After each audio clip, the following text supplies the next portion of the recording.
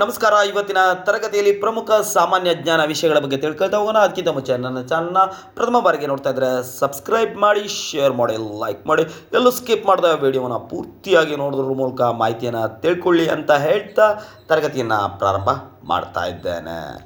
ಪ್ರಮುಖ ಸಾಮಾನ್ಯ ಜ್ಞಾನ ವಿಷಯಗಳು. ಮೊದಲನೆಯದಾಗಿ ನಾವು ತಗೊಳ್ಳೋಣ ಹೂವುಗಳ ಅಧ್ಯಯನ ವಿಷಯವನ್ನು ಏನಂತ ಕರೀತಾರೆ ಅಂದರೆ ಆ್ಯಂಥೋಲಜಿ ಅನ್ನುವಂಥದ್ದು ಹೂವುಗಳ ಅಧ್ಯಯನ ಮಾಡುವಂಥ ವಿಷಯ ಆಗಿರ್ತದೆ. ಇನ್ನು ಜೀವಕೋಶಗಳ ರಚನೆಯ ಅಧ್ಯಯನವನ್ನು ಏನಂತ ಕರೀತಾರೆ ಅಂದರೆ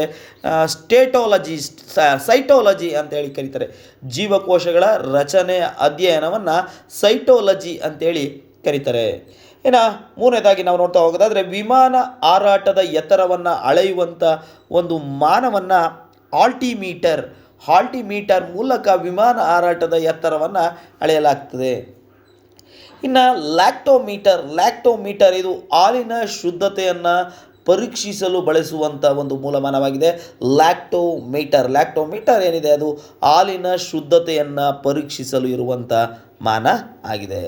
ಇನ್ನು 2025ರ ಸೈಯದ್ ಮುಷ್ತಾಕ್ ಅಲಿ ಟ್ರೋಫಿ ಗೆದ್ದಂಥ ತಂಡ ಯಾವುದು ಅಂತ ನಾವು ನೋಡೋದಾದರೆ ಜಾರ್ಖಂಡ್ ತಂಡ ಏನಿದೆ, ಜಾರ್ಖಂಡ್ ರಾಜ್ಯ 2025ರ ಸೈಯದ್ ಮುಷ್ತಾಕ್ ಅಲಿ ಟ್ರೋಫಿಯನ್ನು ಗೆದ್ಕೊಳ್ತು.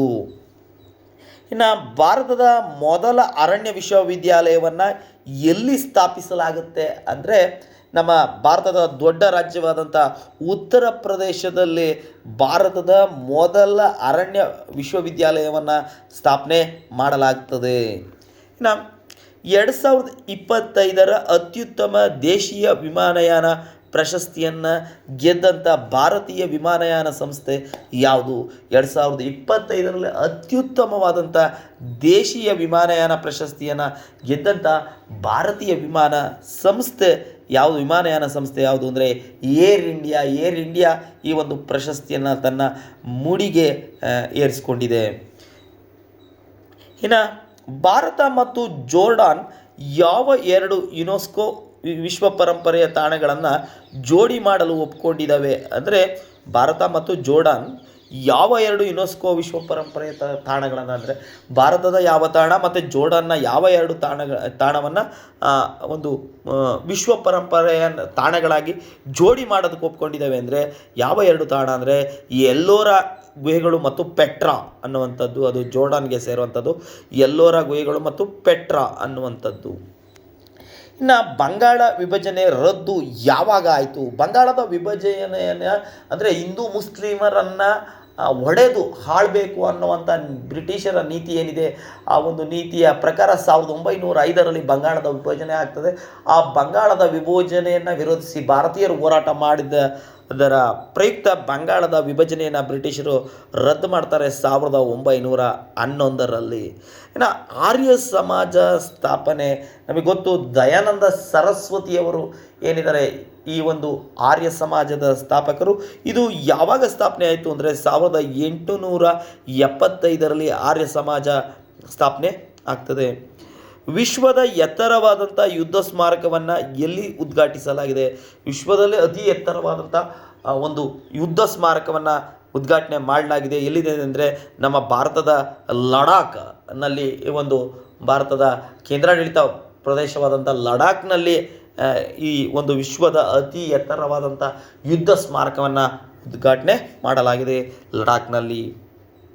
ನಮ್ಮ ನೀತಿ ಆಯೋಗ ಹೇಳಿದೆ ಭಾರತದ ಶುಂಠಿಯ ರಾಜಧಾನಿ ಯಾವುದು ಅಂದರೆ ಮಿಜೋರಾಂ ಏನಿದೆ, ಮಿಜೋರಾಮನ್ನು ಭಾರತದ ಶುಂಠಿಯ ರಾಜಧಾನಿ ಅಂತೇಳಿ ನಮ್ಮ ನೀತಿ ಆಯೋಗ ಹೇಳಿದೆ. ಇನ್ನು